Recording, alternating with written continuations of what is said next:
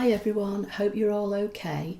So today's project is going to be using the jar of flowers again from Stampin' Up. But the actual card is a little bit different than I normally do in that this is going to be a 5x7 card when it's finished. Now I'll give you all the measurements in a minute, but I just want to explain what I'm using first of all.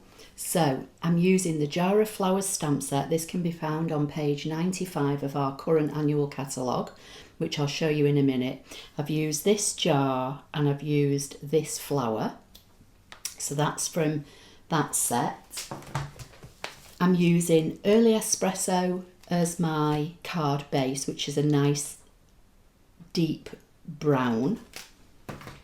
The paper that I'm using is from the Designer Daydream paper stack. Now this you can get for free with a qualifying order of £150 or more in my Stampin' Up shop. And there's 48 sheets of 12x12 and it's all double-sided. And this is the one I'm using, and the one on the other side is Blackberry Bliss. Now I was going to use that, but then I changed my mind and went for the other side, which is Petal Pink. This is our current annual catalogue that came live in May 2022 and runs for a year.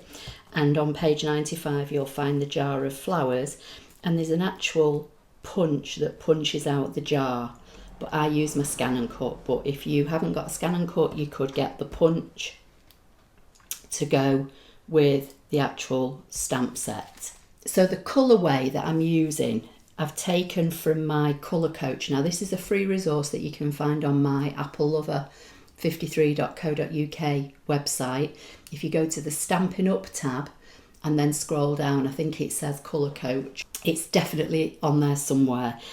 I kind of knew that I wanted to use Early Espresso, so I found the Early Espresso page and then it tells me the colours that go with Early Espresso. One of the colours was Petal Pink, and as I say, in that pack of Designer Series paper, the pink is Petal Pink, so that was straight away I thought, well, that will go together. And then it said So Saffron, so I coloured my flowers from the Jar of Flowers. I'm not sure how well you'll see it because it's actually quite subtle, but I've coloured all the flowers in So Saffron. This little flower down here I've done in Petal Pink. On the colour coach it says Garden Green, but I don't particularly like Garden Green, so just for the tiny little bit of greenery on these leaves here I used Old Olive, and I used Early Espresso for the centre of the flowers. So I've used an Early Espresso Stampin' Right marker, which is the same kind of thing as our ink pad, just to colour the centres. I stamped this in Tuxedo Black Memento and then I coloured the rest of it in with my blends. And then for my jar, I've coloured my jar in Petal Pink, and I've just added a little bit of Wink of Stella. I'm not sure how well, if you can see that at all, but there is a little bit of shine there. So that's kind of where I got my inspiration from for the colour. And I've also got some of our pastel pearls because they've got a pink in them, and I've got some of our linen thread. Don't know whether I'm going to use all that yet. Now this is the base card, as I say, the finished size is going to be 5x7, and this is actually a ScanNCut cutting file that I sell in my cutting file shop. Again, if you go to my applelover53.co.uk website and you click on the shop tab, you'll find it underneath there it says ScanNCut cutting files. But you can make this file if you don't have a ScanNCut, and I'll just briefly give you the sizes and the details. So I'm just going to bring in my Simply scoreboard for this. So you need a piece of card that is 8.5 by 5, and this is if you're not going to use my ScanNCut cutting file. You score at 1/2 inch. Then you're going to need another piece of card, whatever colour you use. This is the back of the card, so whatever colour you use, you need another piece for the front. Again, now this is 7 by 5, and you need to be able to cut an aperture in it. Just to give you an idea of size, my aperture is 3 by 5, and then I've got some other bits.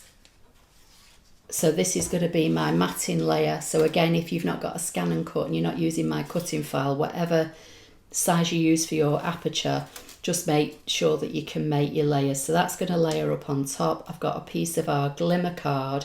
Now everything I'm using today is in the annual catalogue, this one, the one I've just shown you. But this glimmer paper, I think, is in our July to December holiday catalogue. I don't think it's been retired. I'm sure it's a new product. So that's the only thing I think I'm using from the mini catalogue. I'm using the piece that I cut out from here. And then I've also got a piece of white, which is going to go on the back of the card, which is where you can stamp or write your message. If you buy my ScanNCut cutting file, obviously you'll have all these elements, but if you're doing it without a ScanNCut, then these are the elements that you're going to need. So the first thing I'm going to do is put my frame onto my front piece of card. I'm going to use Tombow because it's going to give me, and I've just squirted a big blob of glue all over my desk. So I'll get that in a minute. So I'm just going to position this centrally to the frame. Then I've got this gold frame. So again, I'm just going to apply a tiny little bit of Tombow. Trying to do this so you can see it, but not get glue all over everywhere else. I mean, you could leave this frame off, but it's in your cutting file, and I just thought it would be nice to go in there. So I'm just going to turn that over and give it a rub from the back. Now what you could do, you could put your gold frame on first, so make sure that the inner edges all line up, then you could put your pattern paper on, but it doesn't really matter. So that's what we've got so far. So I'm just going to put that on one side. So now with this other piece, you've got a score line at the top. So again, I'm just going to apply some glue, and that's how you join your card together. If you've got a 7x5 card already, then you won't need to do this. You can just kind of follow along, but this is my ScanNCut cutting file, as I say. So now, because this came out of the middle here, I'm going to put that in the middle of the card just to use it up actually. So again, I'm going to use some Tombow, and I'm going to sit that centrally so it looks like so.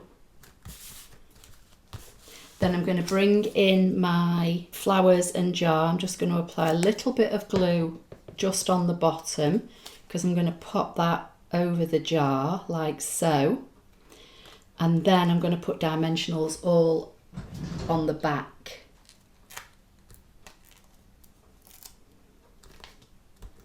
And just pop this up.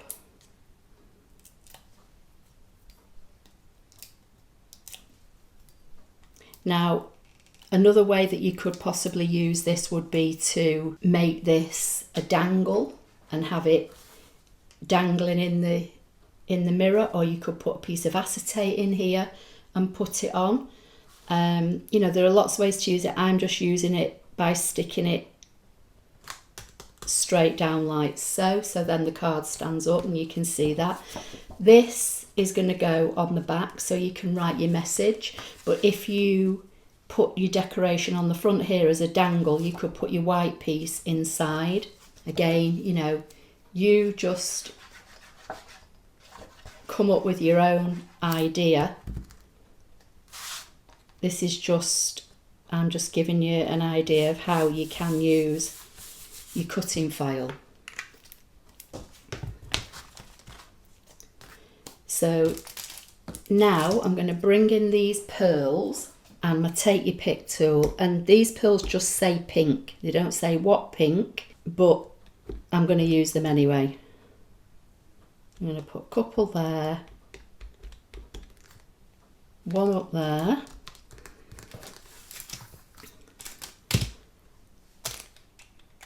and then I've got some linen thread. I'm just going to wind some off, double that over. I've got far too much here, but I'd rather have too much than not enough. And then I'm just going to make a double bow, and I think I'll put that like so. So I'll just trim off the edges and I'll pop that on there. So I'm going to use one of these glue dots. I might use two actually. My other glue dots have run out, but these are from like an old card kit, so I may as well use them up. So you just peel them off the plastic sheet. They come in our card kits, as I say, and then I'm going to pop that on there like so. So again, that's it. That's today's project. It will fit in an envelope for a 5x7 card. All the products will be listed directly under the YouTube video. They'll also be listed on my applelover.co.uk website. On the accompanying blog post, I'll pop pictures at the end, and I'll put some pictures with the blog post as well. So that's it. So I hope you like that project. Please give the video a thumbs up. Don't forget to subscribe, and I'll see you in my next video. Thank you.